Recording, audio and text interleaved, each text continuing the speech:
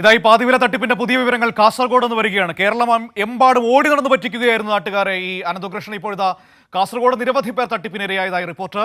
കാഞ്ഞങ്ങാട് ഗുരുവനത്തെ socio economic development സൊസൈറ്റിയിൽ നിന്ന് 41 ലക്ഷം രൂപയാണ് തട്ടിയെടുത്തത്.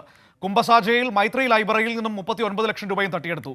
സിജു കണ്ണൻ ചേരുകയാണ്. സിജു, കാസർഗോഡ് എങ്ങനെയാണ് ഇവർ തട്ടിപ്പ് നടത്തിയത്? കാസർഗോട്ടെ ശൈലി എന്തായിരുന്നു?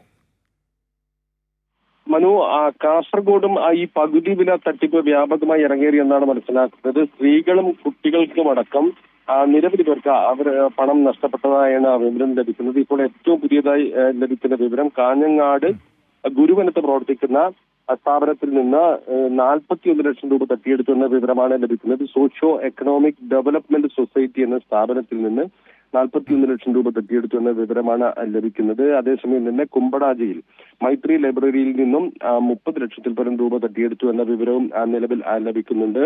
കാഞ്ഞങ്ങാട് മോനാച്ച കേന്ദ്രീകരിച്ചാണ് ഈ സ്ഥാപനം പ്രവർത്തിക്കുന്നത്. ഈ സ്ഥാപനത്തിൽ നിലവിൽ ഇവർക്ക് ലഭിക്കാനുള്ളത് 150ഓളം പേർക്ക് ലാപ്ടോപ്പ് ലഭിക്കാനുണ്ട്. അതോടൊപ്പം തന്നെ 39 പേർക്ക് സ്കൂട്ടർ ലഭിക്കാനുണ്ട് എന്ന വിവരമാണ് ലഭിക്കുന്നത്. സോഷ്യൽ എക്കണോമിക്സ് ഡെവലപ്മെന്റ് സൊസൈറ്റി ഇവരുടെ പ്രചരണം കണ്ടാണ് ഇവിടേക്ക് പണം അടച്ചത്. ആദ്യഘട്ടത്തിൽ തയ്യൽ മെഷീൻ അതോടൊപ്പം തന്നെ സ്കൂട്ടർ നൽകി. എന്നാൽ പിന്നീട് അടച്ച പണത്തിനൊന്നും ഒരു വിവരവുമില്ല എന്നാണ് ഇവർ പറയുന്നത്. 41 ലക്ഷം രൂപ അടച്ചതിന്റെ വിവരങ്ങളുമായി ഇവർ കാഞ്ഞങ്ങാട് ഡിവൈഎസ്പി നിലവിൽ പരാതി നൽകിയിട്ടുണ്ട്. നിലവിൽ ഇവർ നൽകുന്ന കണക്ക് 39 സ്കൂട്ടി, അതോടൊപ്പം തന്നെ നേരത്തെ സൂചിപ്പിച്ച 167 ആണ്. 67 ലാപ്ടോപ്പുകൾക്ക് പണമടച്ചു എന്നാണ് പറയുന്നത്. എന്നാൽ ഇതിനെക്കുറിച്ചൊരു വിവരവുമില്ല. 2023 മുതൽ പണം അടച്ചതിൽ 1000ഓളം പേർക്ക് ആവശ്യപ്പെട്ട സാധനങ്ങൾ ലഭിച്ചിട്ടുണ്ടെന്നാണ് ഇപ്പോൾ സംഘടന അവകാശപ്പെടുന്നത്. അതിൽ 700 തയ്യൽ മെഷീൻ കിട്ടി, 121 ലാപ്ടോപ്പ് കിട്ടി എന്നൊക്കെയാണ് പറയുന്നത്. എന്നാൽ പിന്നീട് ഇപ്പോൾ 41 ലക്ഷം രൂപ നഷ്ടപ്പെട്ടതായി കാണിച്ച് ഇവർ തന്നെ പരാതിയുമായി രംഗത്ത് വന്നിട്ടുണ്ട്.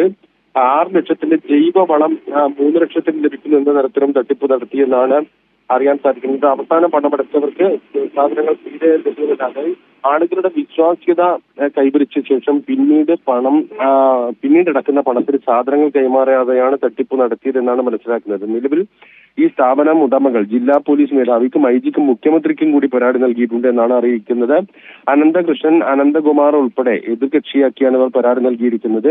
ശരി സിജു, ഏതായാലും കാസർഗോട്ടും വലിയ തരത്തിൽ തട്ടിപ്പ് നടക്കുന്നു എന്നുള്ള വിവരങ്ങളാണ് പുറത്തു വരുന്നത്. കാസർഗോട്ട് പകുതി വിലയ്ക്ക് വളം നൽകാമെന്ന് പറഞ്ഞ് സൊസൈറ്റി വഴി പണം തട്ടിയെന്നുള്ള വാർത്തകളാണ് പുറത്തു വരുന്നത്.